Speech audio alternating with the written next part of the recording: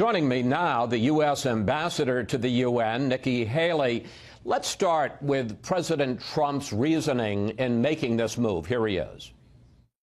This is a long overdue step to advance the peace process and to work towards a lasting agreement. Ambassador, how does recognizing Jerusalem as the capital of Israel and starting to move our embassy there specifically, how does that advance the peace process? Well, first of all, you have to, just say what's realistic. I mean, Jerusalem is the capital of Israel. That's why the parliament's there, the Supreme Court's there, the president and the prime minister are there. So we have always, the United States has always had its embassy in the capital city. And so Israel should be no different. There have been presidential candidates on both sides of the aisle that have all said that Jerusalem is the capital of Israel. And so what we have said is, enough talking about it, let's do it. This is the will of the American people. The president wanted to follow through. Presidents Bush, Clinton, and Obama all said they were for it, but never did anything about it. And this president said it's time. And we think this is actually going to help us fastball the peace process going forward. But I've got to tell you, I don't have to tell you that President Trump's decision is being criticized from all corners. Let's just take a quick rundown.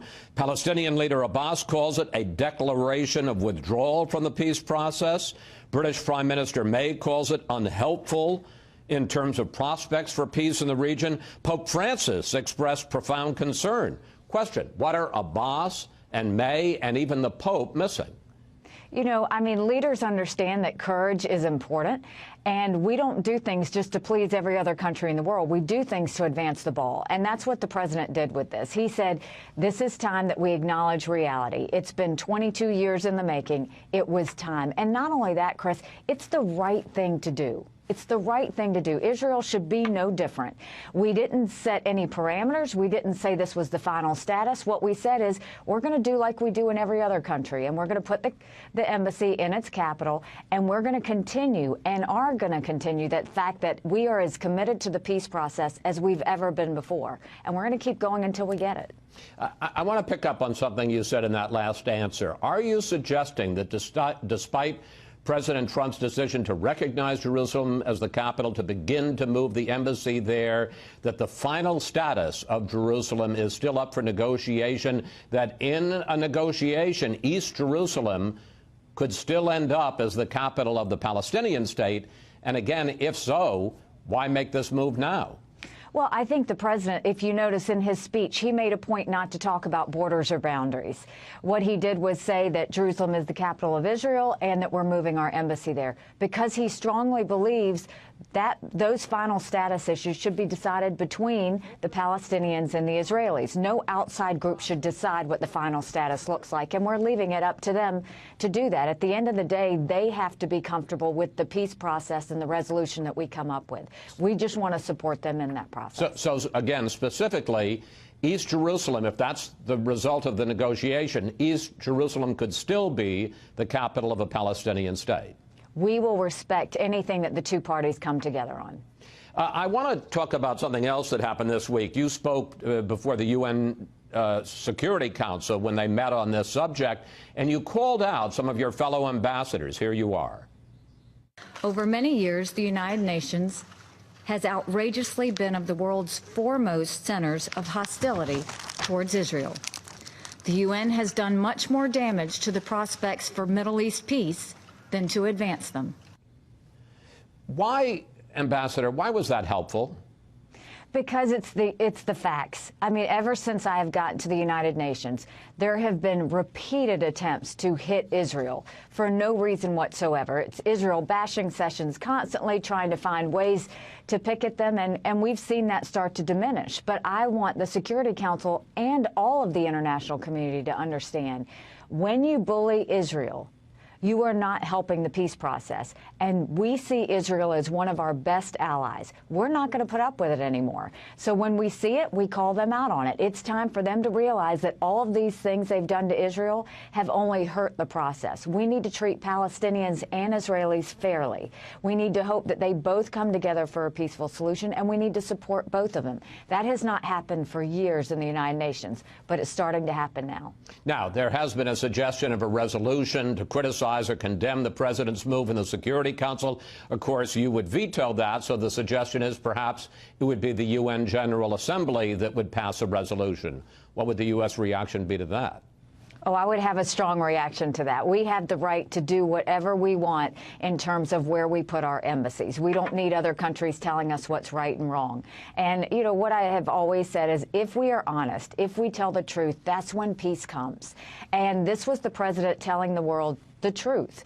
And this was him going through with the will of the American people who had asked for 22 years to get this done. And he had the courage to show it. And I think a lot of Americans have a huge sigh of relief because of it. And now, hopefully, we can see the peace process really come together. I want to change trouble spots in the world on you, which is part of your job, because at the same time, the United States is calling on the rest of the world, the United Nations, to impose and force sanctions against North Korea. You say that the world has cut off 90% of trade with North Korea, but only 30% of oil to North Korea. And I guess my question is, after all the efforts President Trump has made to cajole China, to pressure China, why is it that Chinese President Xi is not doing more?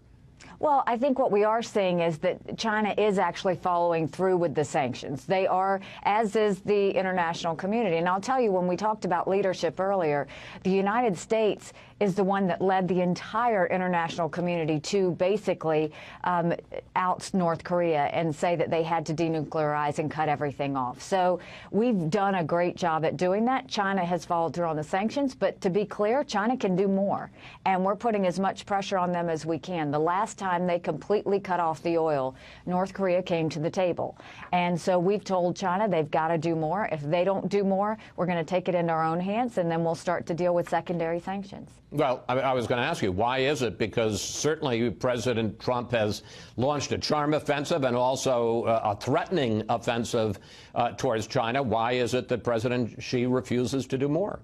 Well, I think, you know, President Xi has his reasons to have red lines. But President Trump and President Xi have a very good relationship. And for that, I think that's why we've gotten as far as we have in getting what we've gotten done. But President Trump is really starting to put the pressure on, saying that they've got to do more. Now it's time for China to respond. Let's continue in the region. The U.S. Olympic Committee says it intends to send a full U.S. team to the Winter Olympics in South Korea in February. But this week you said that that is still an open question. Here you are. I think it depends on what's going on at the time in the country. We have to watch this closely, and it's changing by the day. Changing every day. So what is the status on this Sunday? Is the U.S. going to send a full U.S. Olympic team to South Korea or not? Yes, we are. The only thing is we're doing in this Olympics what we've done in every single Olympics. If you look back, we have always talked about security in the Olympics. We've always talked about keeping our athletes safe. This is no different. And we are looking at the circumstances just to make sure we're doing everything we can. We're at the locations. We're starting to secure the process. But we always look out for the best interests of United States citizens. But yes, there will be a delegation that goes, and we will do everything we can to make sure they're safe. Now, you say a delegation, the full U.S. Olympic team. Yes, the full U.S. Olympic team. During your time at the UN, Ambassador, I think it's fair to say you have stood out for your blunt, sometimes undiplomatic talk for a diplomat. Just the other day, you said if there's war, that North Korea, the regime there, will be utterly destroyed. Why such tough talk? It's the truth. I mean, the reality is if North Korea even attempts to try and threaten the United States or any one of our allies, they will be utterly destroyed. You know, diplomacy is great in some respects, but you have to also be honest. And this was something that North Korea needed to hear and the international community needed to hear. North Korea has pushed the envelope to an extreme level. The United States isn't going to put up with it. And the international community has also rallied around saying that North Korea has to denuclearize. But that's just the honest facts. If North Korea attempts to threaten or do anything to destabilize us or our allies, we absolutely will utterly destroy them. So given how well you reflect President Trump's approach, whether you call it diplomatic or undiplomatic, there's been a lot of speculation that if Secretary of State Tillerson were to leave his job sometime early next year, that the president might ask you to take the job. And you said this week that you would, quote, not take it. And I guess my question is, why on earth not? I have said for months that I am not interested in the Secretary of State position, and it's because I know that I am valuable here at the United Nations. I am able to negotiate. I'm able to move the ball. I'm able to really diplomatically do what I need to, and then sometimes not diplomatically do what I need to. And so I think I'm effective, and I try and do the best I can for the president as well as the American people. And so that's why I choose to stay in New York. I just want to follow up quickly because I can understand why, given the fact that Tillerson hasn't left, you would say that. But I mean, are you making a Sherman-esque? And as a Southerner, you'd understand what that means, a Sherman-esque comment? Absolutely not. You would not take the Secretary of State job?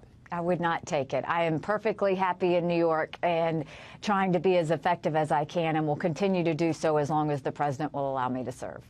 Ambassador Haley, thank you. Thanks for your time.